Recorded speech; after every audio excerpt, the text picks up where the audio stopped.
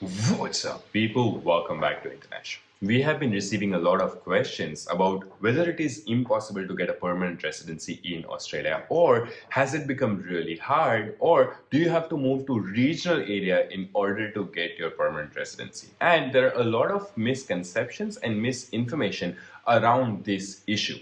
Now, if you have been following this channel for a while, you would know that a couple of months back, I received an invitation for 491, which is skilled regional visa that is for 5 years and a pathway towards permanent residency. Kunal, who works with me on this startup, also received his 190, which is also a permanent residency, and both of us had come 4.5 years back to Australia. So it hasn't been like 10 years that it was easier then, and it has become harder now. A lot of people who came with us 4 years back, 5 years back, in Australia to study here are in the process either to apply for their permanent residency, or some of them have decided that probably it is too hard and that's why they would rather go home and do something in their home country. And that's why I thought this video is going to help out a lot of viewers. I just want one thing from you. If you find any value out of this video, hit the subscribe button and share this video with as many people as possible. So if you want to know whether it has become really hard to get a permanent residency in Australia, then this video is just for you. So check it out. If you have been following this channel for a while now, this is because of you. So thank you so much for supporting us and helping us reach 100,000 subscribers. We uploaded an unboxing video on our Instagram handle. If you are not following us on our Instagram, I would highly recommend you to follow us there, because any news that come up in the middle of the week, we upload a reel or stories there so that you can stay informed, and YouTube videos only come out on Sundays or every alternate Sunday. So do follow us on our Instagram handle. Getting back to the video. Now, in order to understand why has it become difficult to get a permanent residency in Australia compared to 10 years back, we need to understand a couple of different things. First is, what is skilled occupation list and why does it exist in the first place? Second is, how do you calculate your points for permanent residency? And once you understand everything, you know what are the things to do in order to get more points so that you can get permanent residency in Australia. And third is, what are the benefits given to somebody who studies or lives or work in a regional area, and why are those extra benefits given which people in Melbourne, Sydney and Brisbane may not get. First thing is, what is skilled occupation list and why does it exist? So let's say Australia wants to grow at a certain rate. In order to grow at certain rate, they need certain number of people in certain occupations. Let's say they need 8,000 accountants and 7,000 IT professionals and 13,000 chefs and 14,000 carpenters, for example.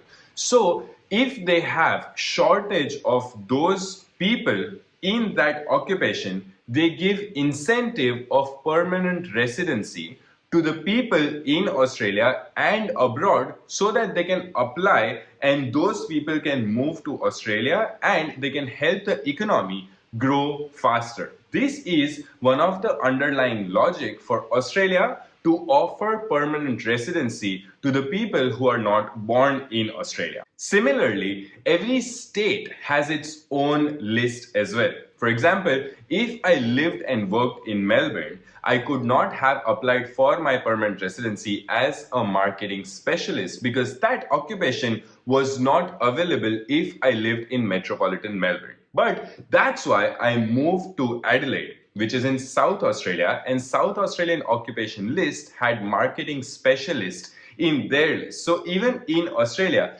different states could have different lists. One thing that you have to do is do your research. Number one, what is your occupation? What is the competition like? How many seats may be available in that occupation? Whether that occupation has been on the list forever, or is it in short-term list, or is it in long-term list? All these things you have to research about so that you know what exactly you are going to do and what is going to be your pathway. it is really important to at least take help of someone who is expert in that field. In case you're looking for a registered migration agent or an immigration lawyer, we have given a link in the description. You can fill up that form and we can try and connect you with somebody who has this knowledge, who can help you in your pathway of permanent residency. Moving on to the second question, and that is, how many points do you require in each occupation, or how to calculate these points? Now, one thing that you have to remember is that the points are not going to be same for all. Just because your friend got a permanent residency in, let's say, mechanical engineering at 80 points in 2019 doesn't mean right now the points are the same and you are going to get a permanent residency at the same points. You have to understand that it depends on the competition. It depends on demand and supply. If there are 15,000 spots open and people who have applied are only 12,000, it means points wouldn't matter that much. But if 15,000 spots are open and 150,000 people have applied, then only top 15,000 people are going to get the permanent residency. Again, these are examples, these numbers are not real. But that is something that you have to realize, which brings us to our third point, that if you live in metropolitan Melbourne, Sydney and Brisbane, then those three cities are not considered to be regional areas, whereas everything else is considered to be a regional area. So if you live in a regional area or study in a regional area, you can take the benefit of the list that that state has and you can apply for visa 190 and 491.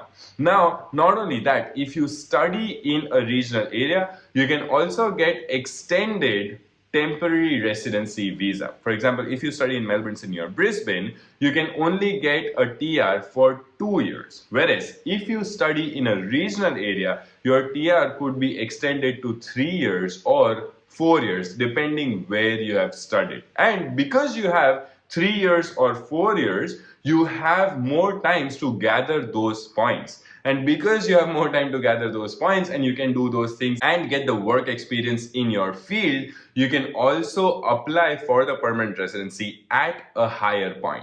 So those are the things that you should consider while you're studying in Australia or while you're on a temporary graduate visa.